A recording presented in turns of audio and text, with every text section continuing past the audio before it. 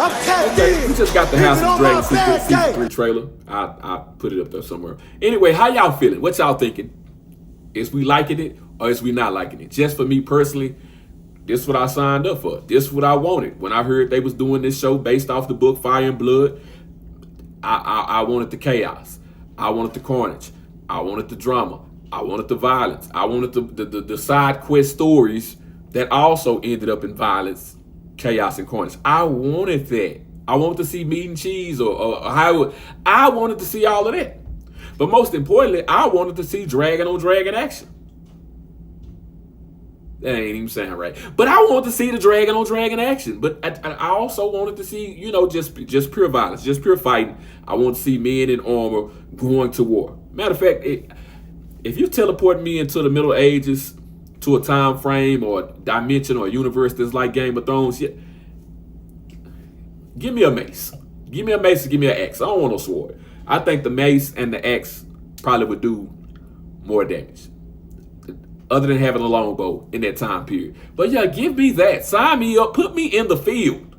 Put me in the field. This season, we're going to get to see a few people that I want to see dead go ahead and die. I don't know if this is going to be the last season of House of the Dragon. I might need to go and look into that. It really probably should. I hate that they stressed it out this long because the Fire and Blood book does not actually have that much material in it for them to stretch this show out this long. But HBO wants to make money. And they know that the Game of Thrones or the George R. R. Martin IP, it makes money. So they going to stretch this thing out when they shouldn't have. We really should have got what we got at the end of last season. We should have got that the beginning of season 2. The beginning of season 2. Maybe the end of season 1. We should have got that then. We should have got that then. We see the Hightower scheming like they've always been scheming. We see Rhaenyra going crazy in the trailer at the end. Spoilers ahead if I didn't say spoilers at the beginning. Spoilers now. For those of y'all who don't know, Rhaenyra was not this super determined female warrior leader. She was not that. She's not that.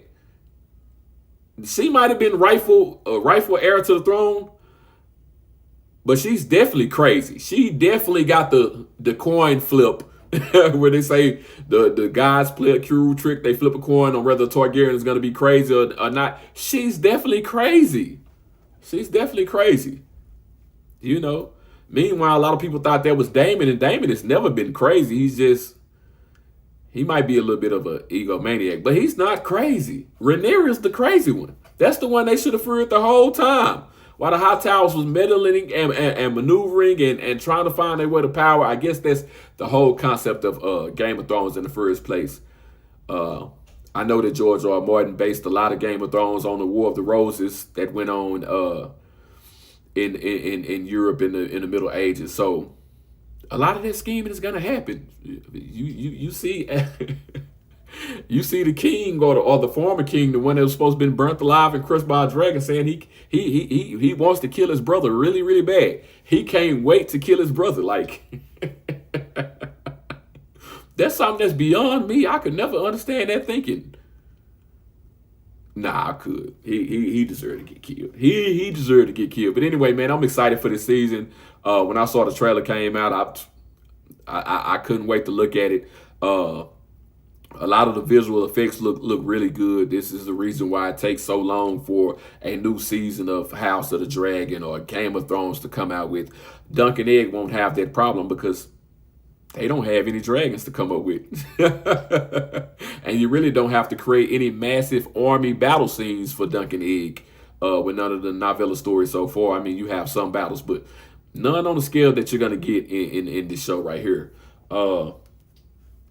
The House Valyrian, I'm interested to see where they go with that. You know what I'm saying? I know what happens in the book of Fire and Blood.